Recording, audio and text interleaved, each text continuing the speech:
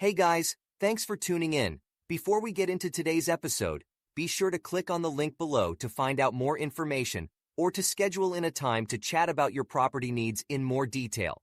And be sure to hit the subscribe button. There is something about buying a home which brings out the inner negotiator in all of us.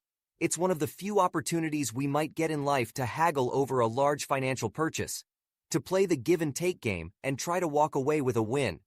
Sadly, the actual process often falls short of our bargain-securing expectations. In this article, I'll explain the reasons why the real estate negotiation might not be everything you expected and provide tips for getting the right result in the end. Firstly, don't be too attached to the idea of going back and forth with the owner, because you may not even get the chance to negotiate. Sought-after houses often attract multiple offers. This can frustrate buyers who enter into the home purchasing journey determined to flex their negotiation muscles, only to discover they are one of 3 offers being presented and they need to put their best foot forward from the outset. So tip no. 1 is to be ready to abandon your dreams of starting low and meeting in the middle if circumstances call for an all-out leave-nothing-on-the-table approach. If you find yourself in a competitive situation, take it as a promising sign that those other buyers like the same house as you. Tips for the fortunate few. If you are lucky enough to engage in one-on-one negotiations, then congratulations. You will likely have the opportunity to own this home if you want it. You are in the proverbial box seat. Here are our tips to make the most of your strong position. Expect the unexpected. When you get into a negotiation, the opposite side sometimes doesn't respond the way you want or expect them to. Often, potential purchasers play the negotiation out in their heads before it's actually happened. When the other party doesn't play their part, frustration kicks in and the process stalls, with both parties determined not to move further until the other side plays ball. Keep things moving, even if it's with small changes. In our experience, most buyers and sellers give up negotiations too quickly, determined not to be taken advantage of. But in the real world, great deals are often concluded after many small moves over numerous days of back and forth. Keep things moving as long as you can, no matter how small your increase is or how big you think the gap might still be. It's all about pride.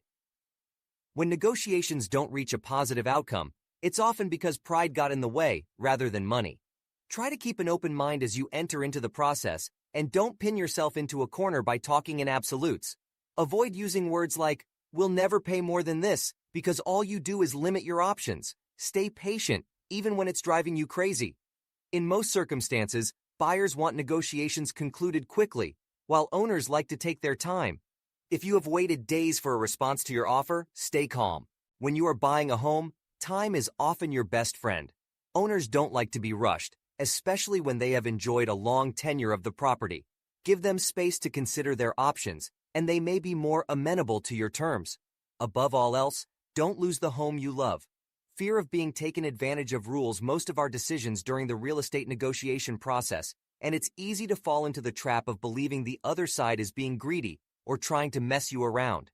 In actual fact, what we usually see is 2 parties on either side who are both equally scared of making a bad decision. Sadly, many good real estate deals are lost because buyers and sellers let their pride get in the way of progress. And the sticking point usually comes when they are so close it hurts.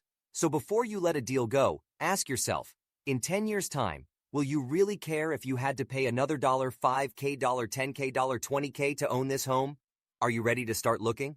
Give us a call to talk through your buying criteria. We can keep you posted on any new properties coming to the market that might suit you. Do you need an appraisal first? If you own a home already, you might need an appraisal to work out how much you'll have to spend on your next home. The market has moved a lot in the past year, so it's important you have accurate, up-to-date guidance. We can give you an approximate sale price estimate and also provide tips on where you might be able to add value to your home with minimal expense before going to market. If you would like to discuss further with us, click on the links below our video to schedule in a time, and don't forget to hit that like and subscribe button.